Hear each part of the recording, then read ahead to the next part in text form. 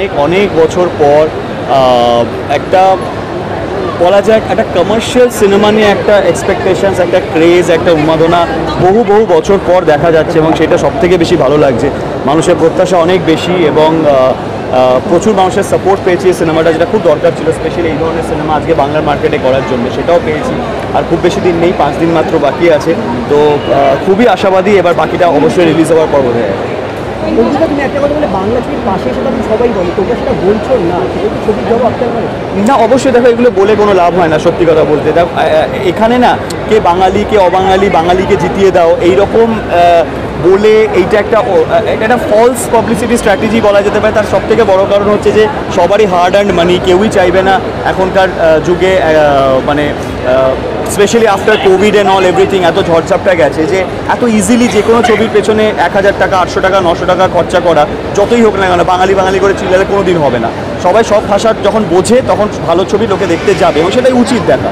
কিন্তু বাঙালিরা আমরা নিজেদের খামতির জন্য কোথাও কিছুটা পিছিয়ে ছিলাম বলে আমি সবসময় মির্জার জন্য এইটুকু অনুরোধ করছি যে অনেকের একটা পারসেপশন হয়ে গেছে যে এই ধরনের ছবি বাংলায় হয়তো আপ টু দ্য মার্ক তৈরি হবে না। আমি সেটাই বলছি, জোর গলায় বলছি যে না, মির্জা সেরকম ছবি নয় অবশ্যই। তো সেই কারণেই তোমরা হলে গিয়ে থিয়েটারে গিয়ে দেখো, তারপর বাকিটা বিচার করো। এই ছবিটা আগের ইতিহাসটা বেশ কঠিন একটা সময় পার করেছিল, সেই জায়গা দিয়ে ছবি আজকে রিলিজে কেমন লাগছে? আমি আগের বিষয় নিয়ে আর সত্যি আর কোনো কথা বলবো না, কারণ আগের জিনিসটা পুরোটা একটা ভুয়ো জিনিস ছিল, যেটা ডেফিনেটলি মানুষ মানে ইনভলভ না হলে তো বুঝতে পারে না। তো ভুয়ো জিনিস আমরা যখন ফেলে এসছি, আমরা এখন অরিজিনালি আছি মির্জা নিয়ে এবং 10 এপ্রিল সেটা রিলিজ তোমরা দেখতে পাবে। আর এখন অপেক্ষা এটাতেই আছি যে দর্শক আমাদের কি বলবে, এখন শুধু এইটার অপেক্ষাতে আছে। বাংলায় এরকম একটা অ্যাকশন সিনেমা যেটা হিন্দি এবং দক্ষিণ মুভি, যেটা আমরা প্রত্যাশা নিয়ে দেখি, সেটা কিন্তু ছাপিয়ে যেতে পারে।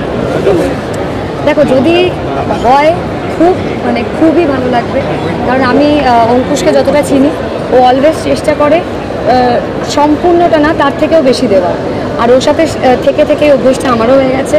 এবং আমি এটাই চাইবো যে আমরা সবাই তো বলে যে আমরা সিনেমাটা অনেক খেটে তৈরি করেছি, আমরাও খেটে তৈরি করেছি, কিন্তু কিভাবে তৈরি করেছি সেটা হলে এসে না দেখলে কেউ বুঝতে পারবে না।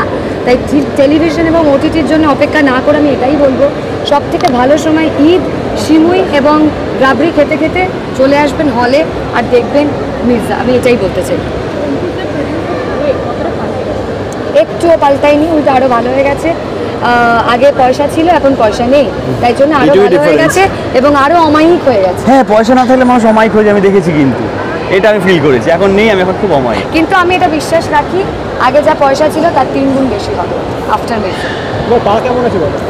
ঠিক আছে, এবং সত্যি কথা বলতে মির্জা চলাকালীন অনেক পায়ের এই প্রবলেম নিয়েও শ্যুট করেছি এবং এটা একটা এমন ছবি, এমন জেদ নিয়ে এবং এমন ভালোবাসা দিয়ে বানানো, ডিরেক্টর যখন অ্যাকশন বলতো ওই শব্দটা শুনে সব ব্যথা চলে যেত।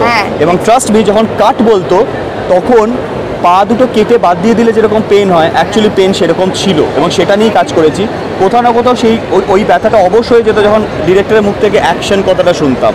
তো সেইভাবেই মির্জা তৈরি হয়েছে, এবার বাকিটা তো। এবং আমারও যখন ফাইট সিকোয়েন্স চলছিল, আমি জীবনে কোনোদিন ফাইট তো করিনি, অসম্ভব কষ্ট আমি সহ্য করেছি, মানে মনে হতো যেন আমার শরীরে কিছু নেই। কিন্তু আমি অঙ্কুশকে যখন দেখেছি অনেক বেশি কষ্ট করছে এবং সেই ফাইট ধুলো মাখা বডি, রক্ত মাখা বডি নিয়েও আমি ওর জন্য ডিমের অমলেট করে দিয়েছিলাম, কারণ এতটাই আমরা এনার্জি নিয়ে কাজটা করেছি। আমার মনে হয় সেটা দর্শক স্ক্রিনে দেখতে পাবে। সেটাকে বলছো বিক্রম কি বলবে তোমাদের সবচেয়ে কাছে?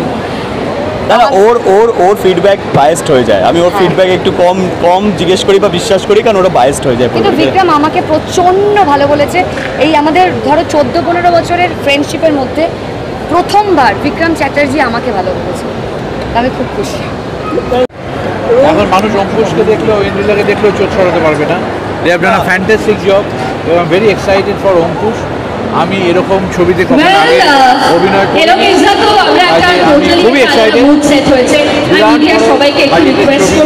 অনেক অ্যাকশন, অনেক দারুণ অবশ্যই সবাই দেখবেন। আর ভিতরে একটা ড্রামাও আছে, গল্পও আছে।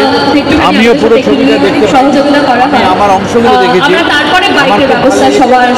আমিও ছবিটা দেখার জন্য অপেক্ষা করে আছি এবং অঙ্কুশ এবং প্রোডাকশন হাউসকে আমি অনেক শুভেচ্ছা জানাই। সবাই আসুন।